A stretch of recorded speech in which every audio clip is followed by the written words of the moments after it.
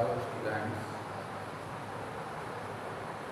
11th class के agriculture biology कक्षा 11 विषय कृषि विज्ञान एग्रीकल्चर बायोलॉजी लेसन नंबर 2 है अपने पास।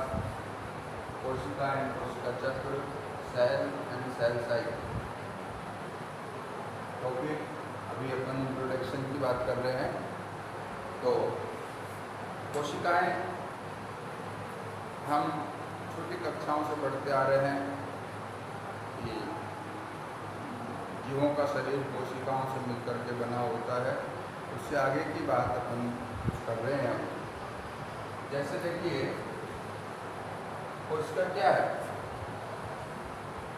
जीवों की आधारभूत संरचनात्मक और क्रियात्मक इकाई को कोशिका कहते हैं।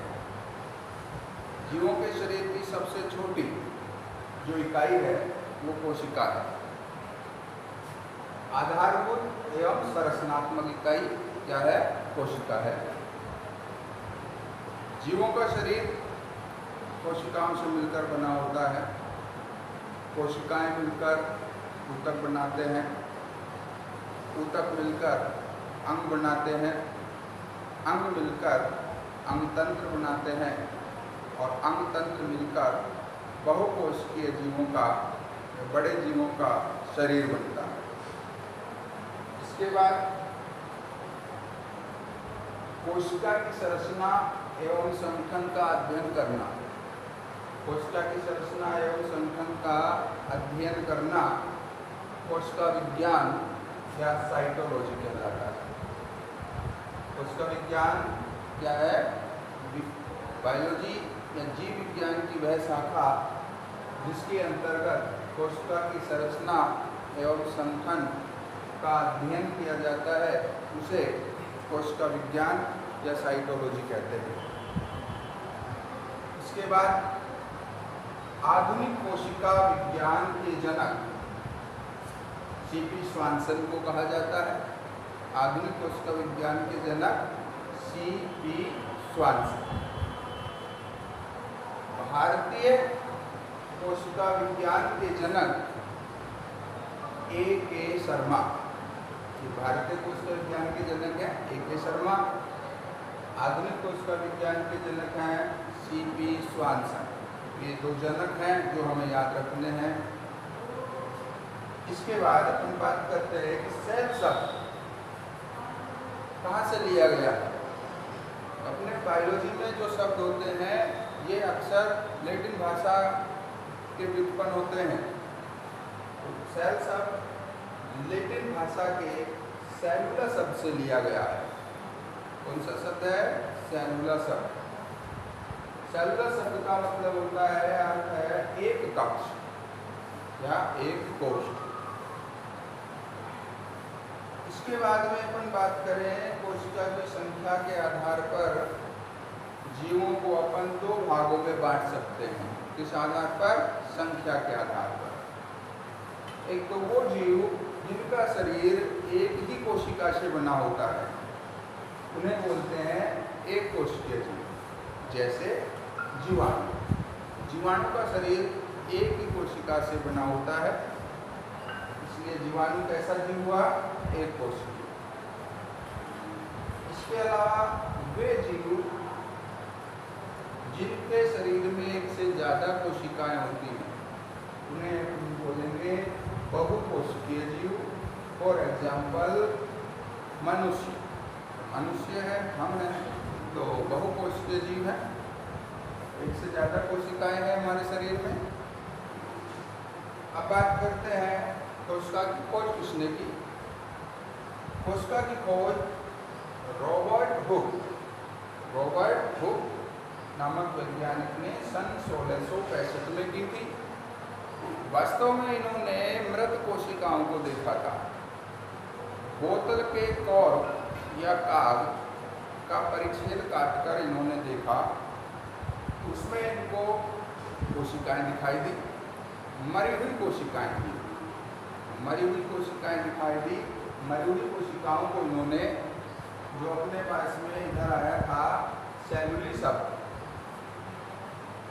सेलुली कहा था, मृत कोशिकाओं को सेलुली से ही बाद में सेल नाम पड़ा। उसके बाद में हम बात करें कि भाई रॉबर्ट हुक ने मरी कोशिकाएं देखी थी। जीवित कोशिकाएं सबसे पहले देखी थी एंटोनी वॉन ल्यूवेनहोफ नामक वैज्ञानिक ने सन 1674 में। इन्होंने जीवाणु, प्रोटोजोआ, शुक्राणु आदि कोशिकाएं देखी और उनको नाम दिया एनिमल क्यूब। क्या नाम दिया? Animal cube. तो कोशिकाओं की खोज, केवल क्वेश्चन हो कोशिका की खोज किसने की, तो हमारा आंसर होगा रॉबर्ट। और यदि साथ में ये जुड़ा जाए क्वेश्चन में जीवित कोशिका की खोज किसने की, तो जीवित कोशिका को सबसे पहले किसने देखा, तो अपना आंसर चेंज हो जाएगा। जीवित कोशिका में आएगा एंटोनी वॉन ल्यूवेनहोफ। इसके बाद हमारा नेक्स्ट टॉपिक है कोशिका सिद्धांत या सेल थ्योरी। कोशिका सिद्धांत देने वाले वैज्ञानिक हैं स्लाइडेन वेस्वान। इन्होंने सन 1839 में कोशिका सिद्धांत दिया था। वैज्ञानिक स्लाइडेन वेस्वान। इस सिद्धांत के अनुसार पादपों एवं जंतुओं के शरीर कोशिकाओं एवं उनके उत्पादों से मिलकर बने होते हैं। सीधी सिंपल बात इन्होंने बताई कि पादपों एवं जंतुओं के शरीर कोशिकाओं और उनके उत्पादों से मिलकर बने होते हैं। तो इन्होंने सिर्फ ये एक ही बात बताई थी।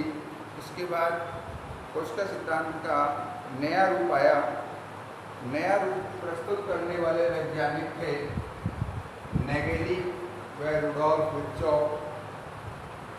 नेगेली व रुडोल्फ विर्चोव ने सन 1855 में कोशिका सिद्धांत को आगे बढ़ाते हुए और इसका नया रूप प्रस्तुत किया। इस नए रूप में इन्होंने ये बातें बताई। पहली बात इन्होंने बताया कि सभी जीव कोशिकाओं एवं उनके उत्पादों से मिलकर बने होते हैं। ये बात इन्होंने वही बताई जो स्लाइडेन वेस्वान ने बताई थी कि सभी जीव कोशिकाओं एवं उनके उत्पादों से मिलकर बने होते हैं। दूसरी बात इन्होंने बताई कि नई कोशिकाओं का निर्माण कैसे होता है। इनके अनुसार नई कोशिकाओं का निर्माण पहले से उपस्थित कोशिकाओं से होता है, जो हम जानते भी हैं। नई कोशिकाएं कोशिका विभाजन से बनती हैं। तीसरी बात इन्होंने बताई कोशिका शरीर की संरचनात्मक एवं क्रियात्मक इकाई होती है। कोशिका शरीर की संरचनात्मक रूप से और क्रियात्मक रूप से यूनिट है, इकाई है। सबसे छोटी संरचनात्मक क्रियात्मक इकाई कोशिका को उन्होंने बताया। रणजीत जी,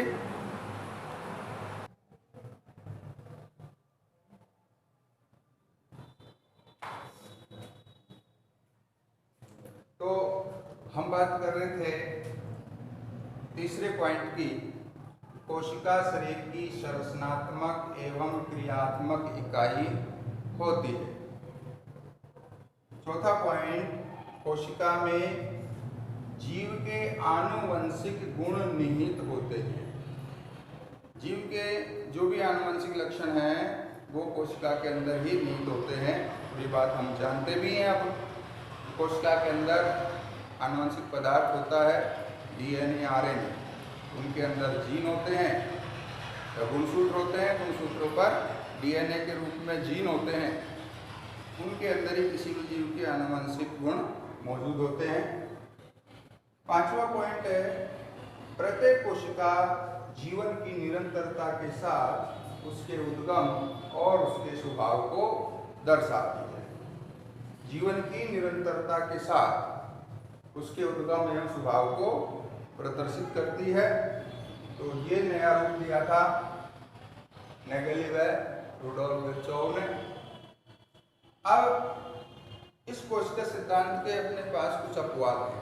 अपवाद यानी कि जो जीव इन बातों का या इस सिद्धांत में जो बातें बताई है इनको फॉलो नहीं करते हैं।